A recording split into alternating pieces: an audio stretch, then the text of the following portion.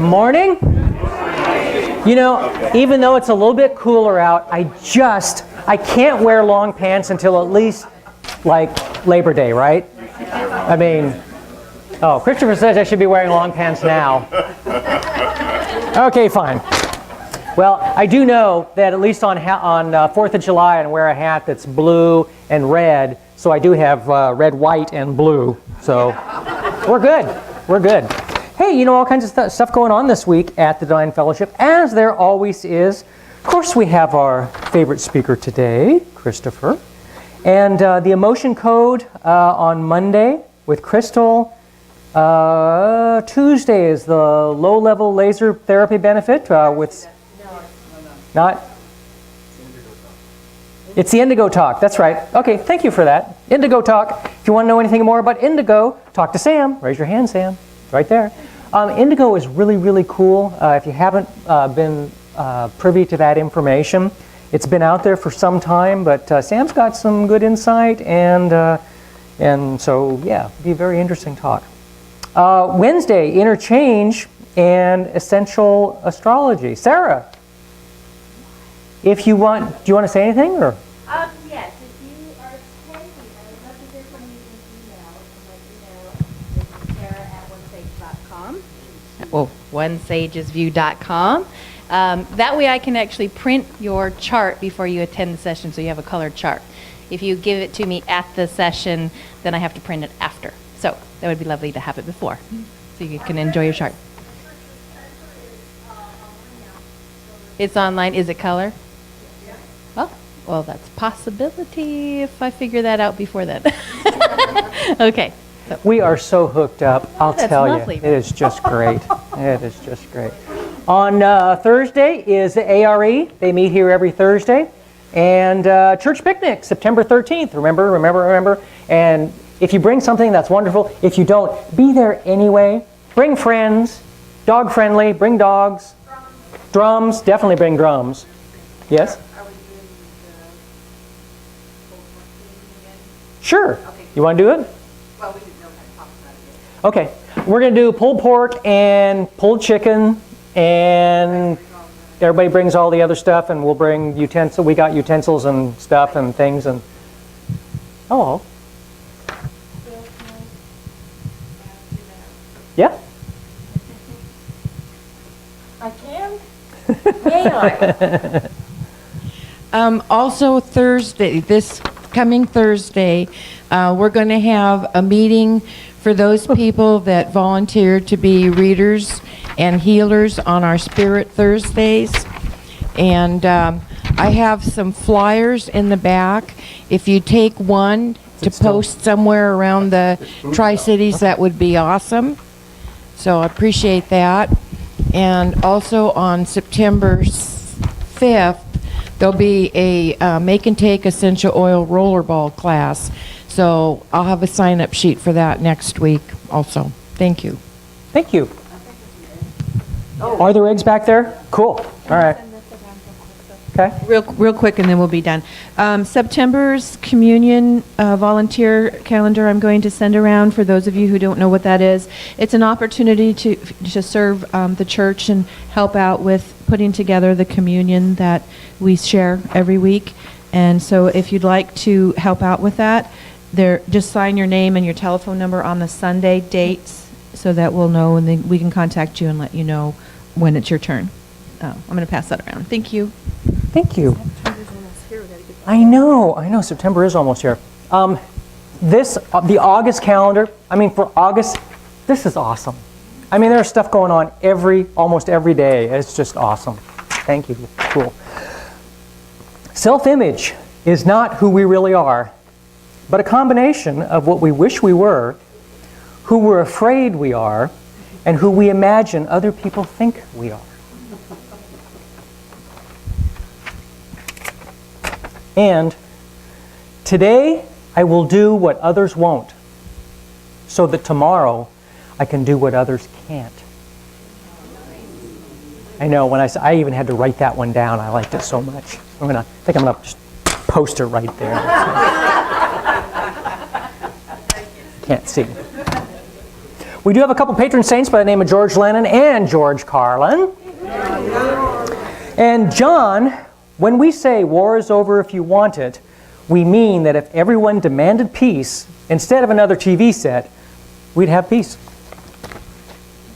And George, when you think about it, attention deficit disorder makes a lot of sense. In this country, there isn't a lot worth paying attention to. So there. Things that make you go, See, anybody that does that, you know about how old they are because they watched Arsenio Hall, 15 years ago?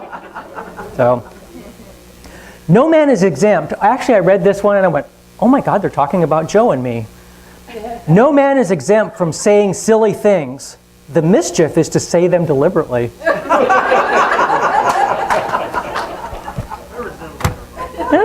I know.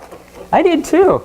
And that was from somebody back in 1582. So, sorry, Joe, we're not that unique. So. Maybe you guys wrote it back. There you go. Good point.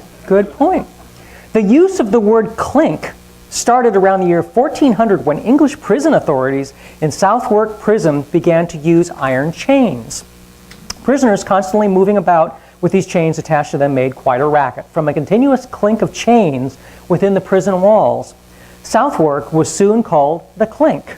Gradually, other prisons adopted these iron chains and used the term clink. Now any prison or jail is termed the clink, with or without chains echoing through its corridors. Interesting, huh? Now you know. Oh, this is fascinating. Eating celery does burn calories, but the calories are burned in the digestion process, not the chewing.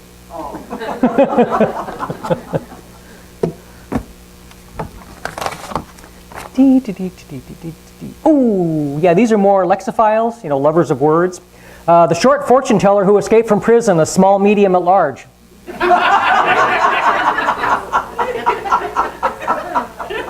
Those who get too big for their britches will be exposed in the end. When you've seen one shopping center, you've seen them all. If you jump off the Paris Bridge, you are insane.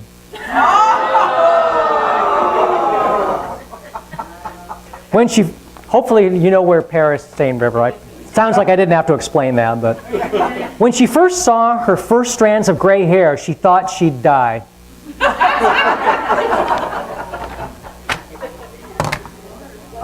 Okay, and these ones actually, and like I said, I have rearranged these words to see that these were accurate, and they actually are.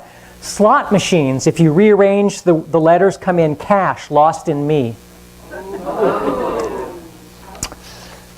And election results, lies, let's recount.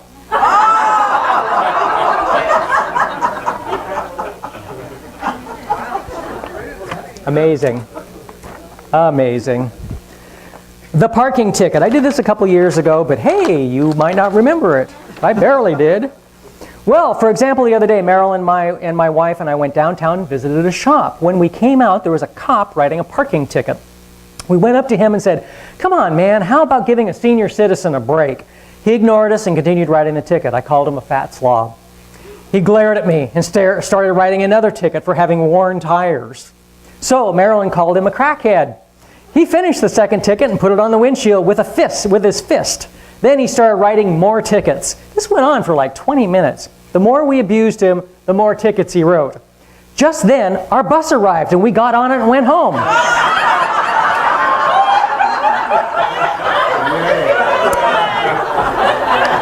We try to have a little fun each day now that we're retired. It's important at our age.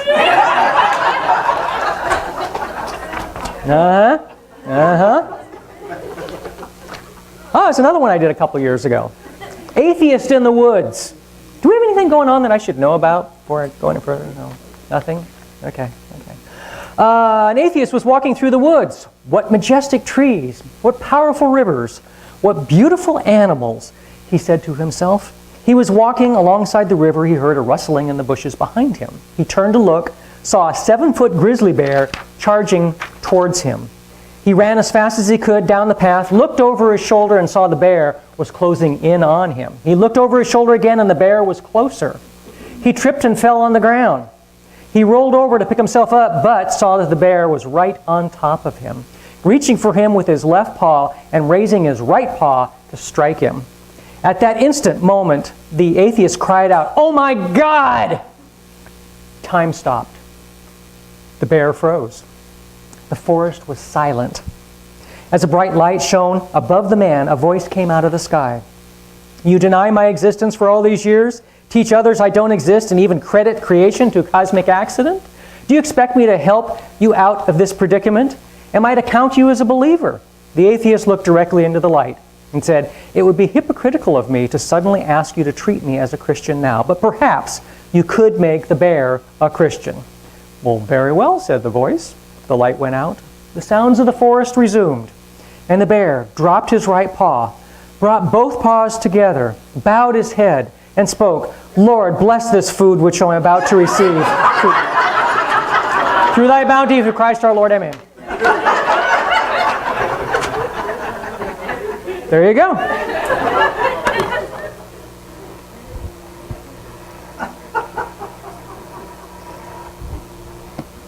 Hey, we're going to sing a song, and then we're going to have a treat. Oh, by the way, there is food in the...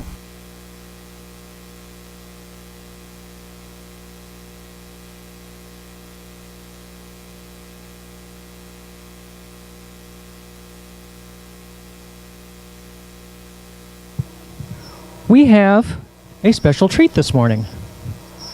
We have one of our favorites, Steve Goulet. He's going to play a song that that you wrote last year for us. Yeah, just this one goes over the internet.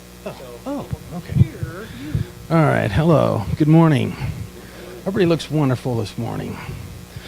Most of you know that I travel frequently for a living, and I spent most of last year over in Nebraska, and I take my guitar along, and I've written a few songs, and before I left town last year, I had been playing my guitar, and I was just kind of strumming and winding down, and I found myself playing the song Amazing Grace.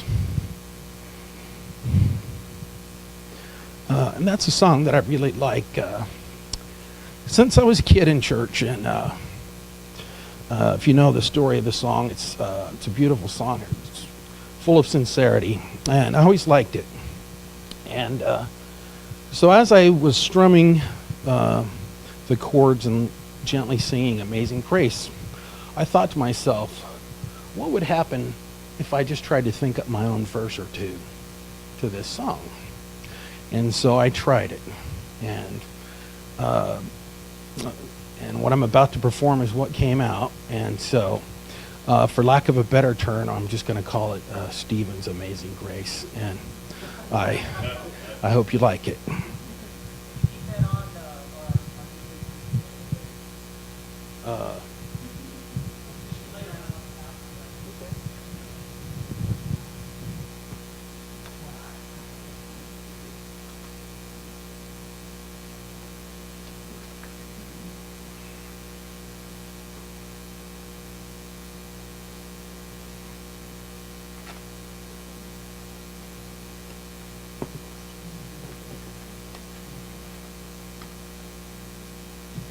All right, can you hear me? I gotta have this box here, because if I don't, right at that peak moment of the song, my leg will suddenly shoot out like this, and I'll go cramp. It's not in the song.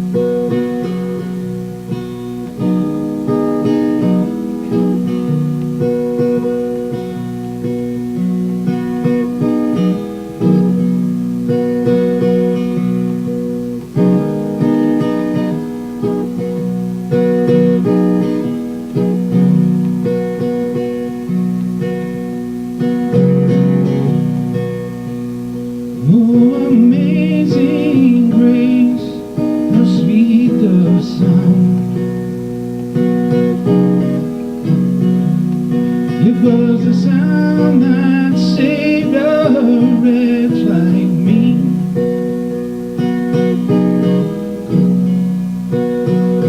I was lost, oh, but now I am found. I was blind, oh, but now I see. Oh, amazing grace.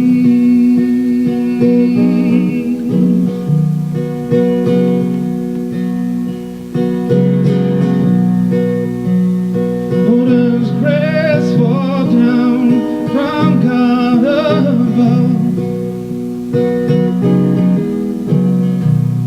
Oh, and only sometimes fall down on me. Oh, does grace abound upon the earth? When it's given free from me to thee, and from thee to me. Oh, amazing grace.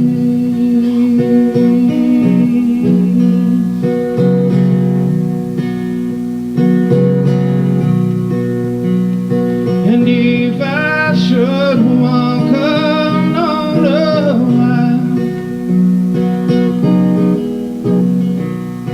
or to tread on unmarked soil,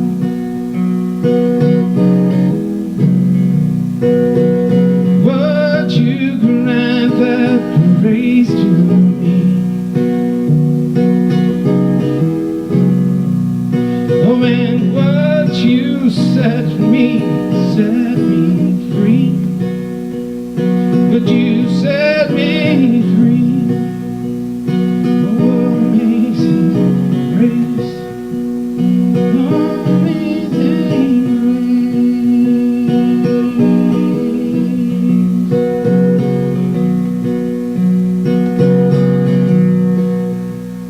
And if I should trek the wilderness,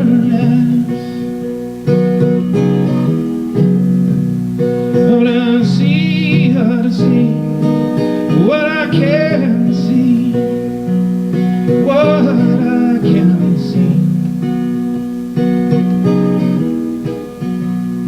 would you wait in patient hope for me?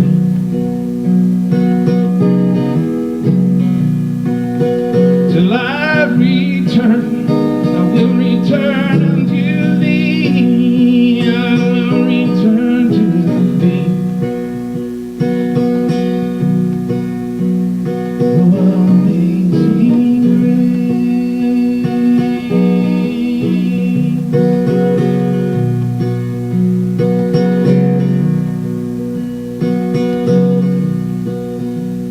And if we've done all that we can with power, and if power into us all, then it could do us good. Can we let go of what we cannot hold? We cannot hold.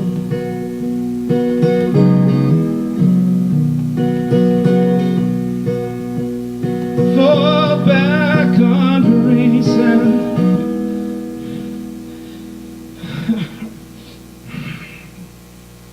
fall back on grace and build again. We can build again. Amazing grace.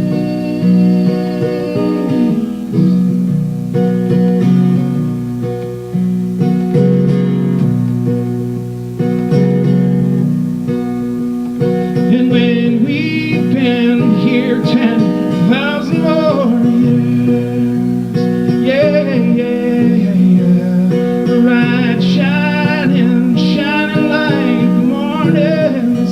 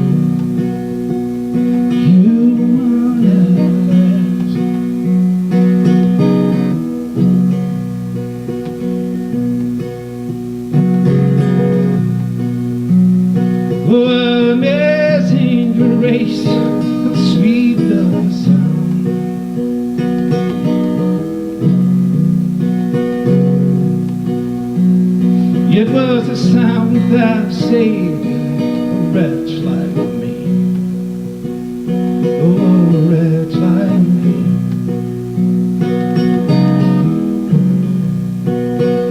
I was lost, but now I am found.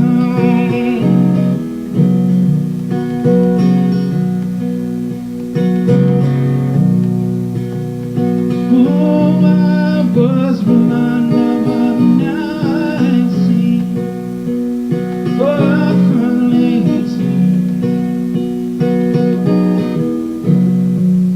that you stayed with me until I could see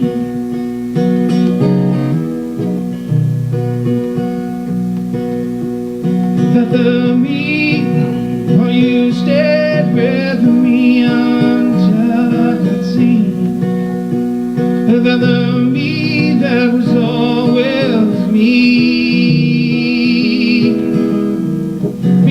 that was real me.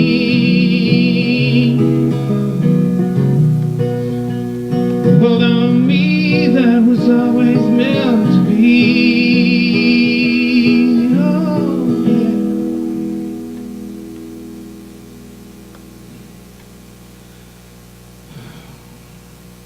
Was never a wretch.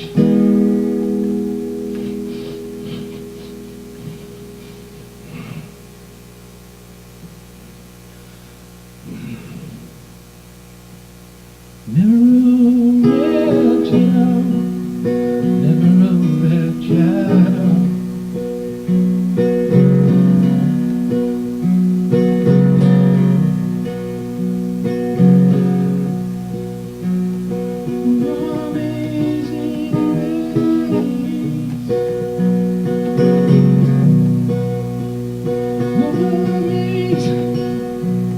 Amazing grace. Amazing grace.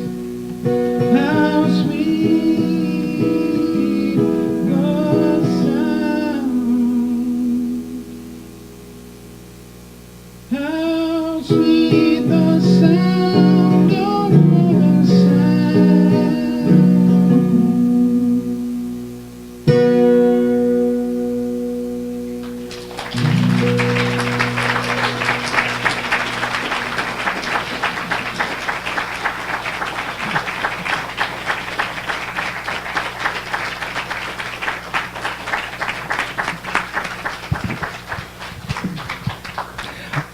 Well, let me see. Did you really feel that, or was... That was wonderful. Thank you so much. Give him a big hug.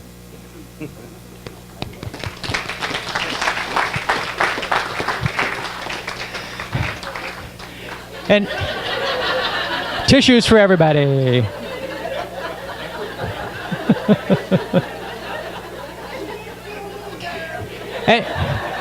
And you will now have viewers on, what, 4 or 5 continents? More than that? A bunch of them. So there's people all over the world that watch our feed. It's kind of amazing. Hey, you know what, Christopher? You're up. Really? You are. Thank you, Mr. Christopher! Phil.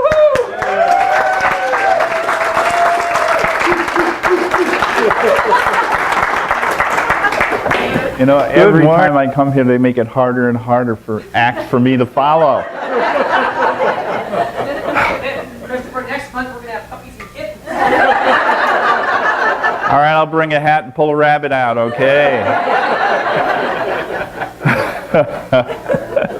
That was really beautiful, Steve. Thank you. Really heartfelt. We could feel it. I'm sure everybody else could too. Everything this morning has been just really delightful. I have some very good close friends here, as well as everyone that's here that you already know that I love you. And the reason why I come here is because of what it also does for me. Not only what it does for you, but what it does for me also. It's really, really important. It's a connection I hope never to ever lose. So think about this for a minute. I've heard this before. I think, therefore I am. I'd like you to change that. Look at it a little differently and say, I am, therefore I think. Okay. I am, therefore I think. So I'm going to tell you a little story, because I like to tell stories, especially about monkeys. Maybe it's my African roots, I don't know. But I like monkey stories. But this one starts with an owl.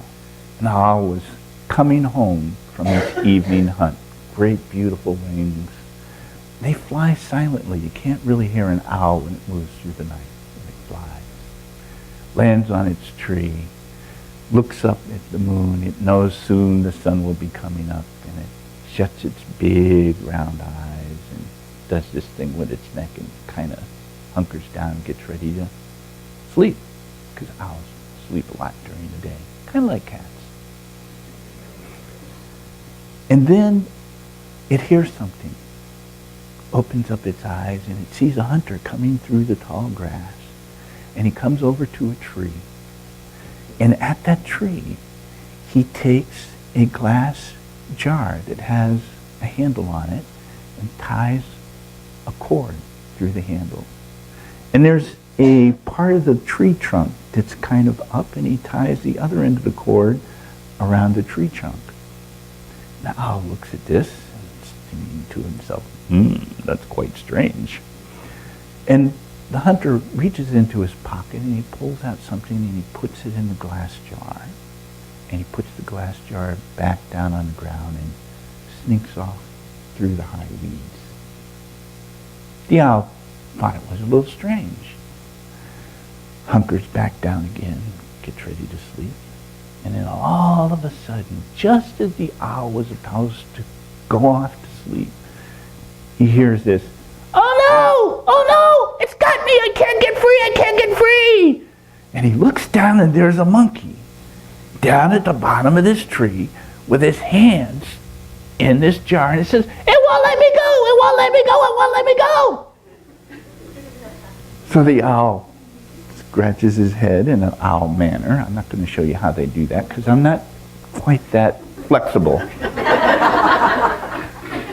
And the owl flies down and he's on a branch looking at everything, and he can see through the glass jar that the monkey's caught in the glass jar because he's got something in his hand that he won't let go, and he's made a fist so it won't come back out of the jar. So he explains this to the monkey. He says, "Monkey, if you let go of the nuts in your hand, you'll be able to pull your hand out of the jar." And the monkey goes, "But they're my nuts, I found them, they're mine, I'm going to eat them all." Owl goes, "That's fine, monkey, but if you want to get loose, let go of the nuts." So monkey does. And he pulls his hand out of the jar and he goes, "Oh, thank you, Owl. This is wonderful, I'm free. He said, "But how do I get my nuts?" And the owl says, "Well, that's easy. All you have to do is take the jar and turn it upside down and all the nuts will fall out." The monkey goes, "Oh, thank you, Owl, thank you." So he turns the jar upside down, all the nuts fall out, and there's more nuts than any one little monkey could pick up or even eat at one little time. And so monkey's trying to gather up all the nuts, and the owl looks and he goes, "Monkey, there's so many nuts, how about letting me have a few?" And the monkey goes, "No! They're my nuts! I found them! You can't have any! They're mine! So the owl goes, "Well, monkey, if you want to keep all your nuts, just put them back in the jar, and then you have them in the jar." The monkey goes, "Okay," and he puts all the nuts back in the jar, and he picks up the jar and he starts to run up the tree. And of course he gets to the end of the cord, and this cord snaps, and boom, monkey's back on the ground on his little monkey butt. Not a happy monkey. "You tricked me, Owl." "No, I didn't, monkey. I said if you wanted to put the nuts back in the jar, you could." He said, "But how do I get my nuts now? How do I get them? And the owl looked at the monkey and he said, "Well, you can just reach into the jar and get your nuts." Yeah, you see it coming, don't you? So the monkey does. He reaches into the jar and he grabs some nuts and he won't let go. And he goes, "Ah, the jar's got me, it's got me, it's got me. I can't get free. I'm going to be here stuck forever." And the owl goes, his parting words, "Monkey, it's not the jar that is the source of your problem." And he flies off up into his tree. How many times do we, thinking we have it all together, put our hands in a jar and we are holding on to something that we won't let go? Be it emotions, okay? Be it a good time, be it whatever it is, we won't let go of it. We hold on to it, and we hold on to it, and we hold on to it. And all we need to do to really be free is this. Let go. Let go. Let it go. If somebody you feel has wronged you, let it go. No one can do anything to you except yourself. The owl didn't make the monkey stuck to the jar. The monkey did. We never make ourselves stuck to any problems that we have in our lives. We do. We hold on to them, and we don't want to let go. But now, how many times in our lives have we let go? Felt good when you let go. When you let something really go.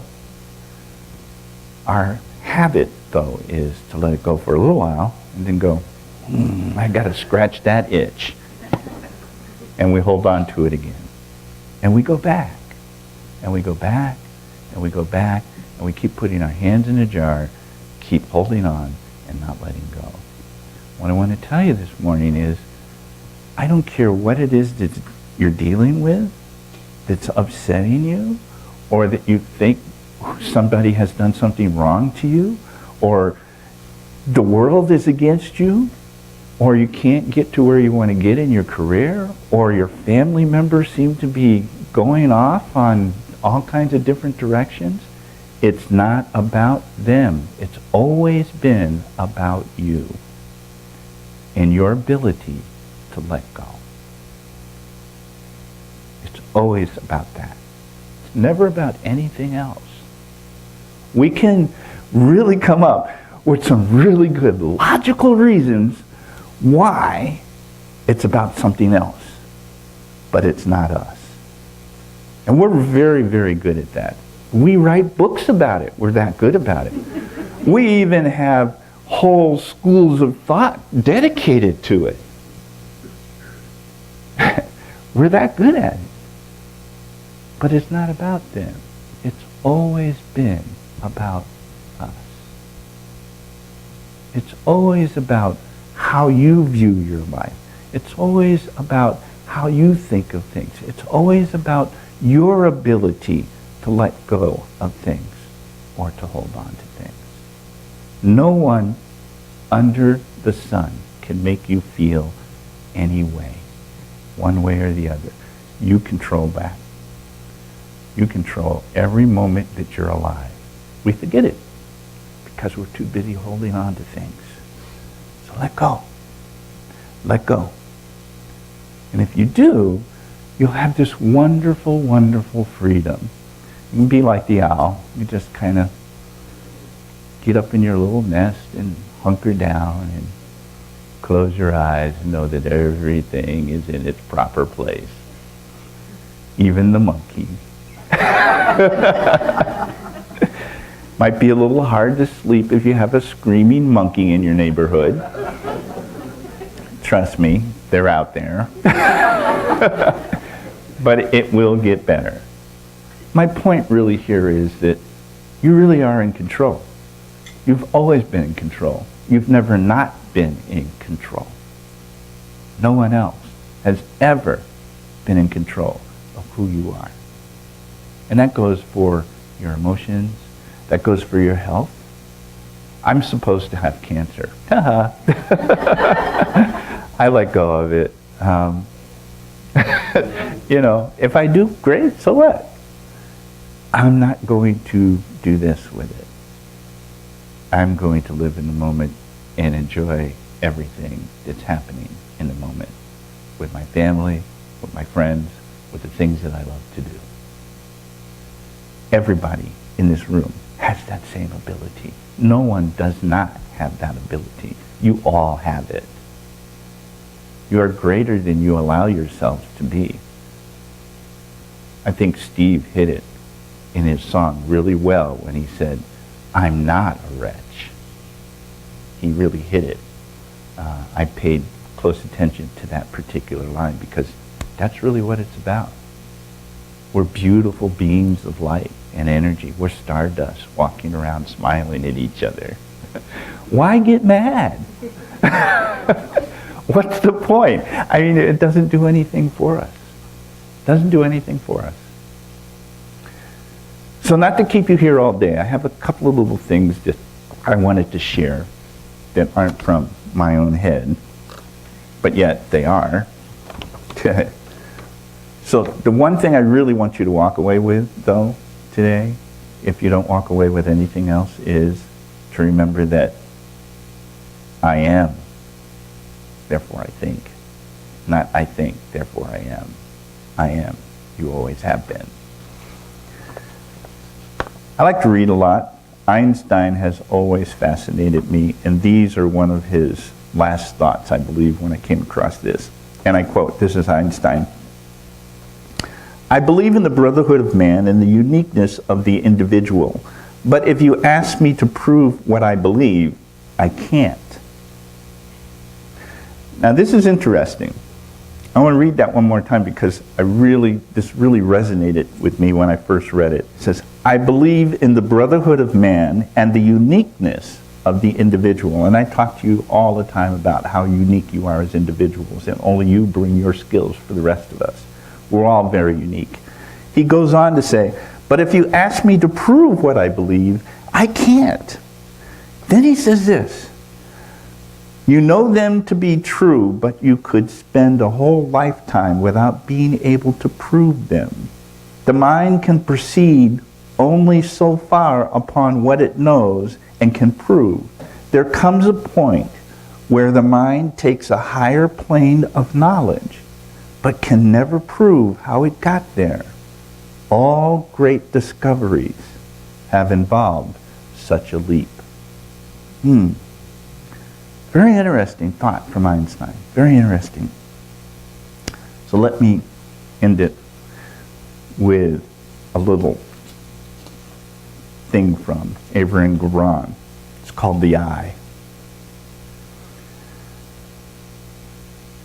The eye, one day said, I see beyond the valley a mountain veiled in blue mist. Is it not beautiful? The air listened, and after listening intently a while it said, but where is any mountain? I do not hear it. Then the hand spoke, and it said, I'm trying in vain to feel. And the nose said, there's no mountain, I cannot smell it. Then the eye turned the other way, and they all began to talk together about the eye's strange delusions.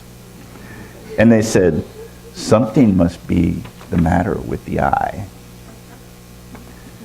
So as you go through your life, as you go through today, as you go through tomorrow, as you go through anything that you go through, no matter what anyone says to you, let go of it.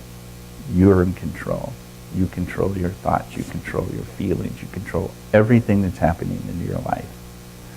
If something seems horrific that's happening to you, you probably had something to do with it somewhere along the way. It's okay.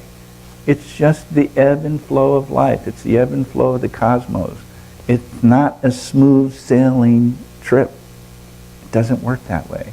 There are ups and downs. Without the wind, the willow would never become strong. Okay? Without the willow, the wind, it would never be strong. It's important. The ups and downs are important. It helps us grow. It helps us become more magnificent than what we already are. Because please remember what Steve said in his song. We are not a wretch. Amazing Grace. That's all I have for you this morning. Janet.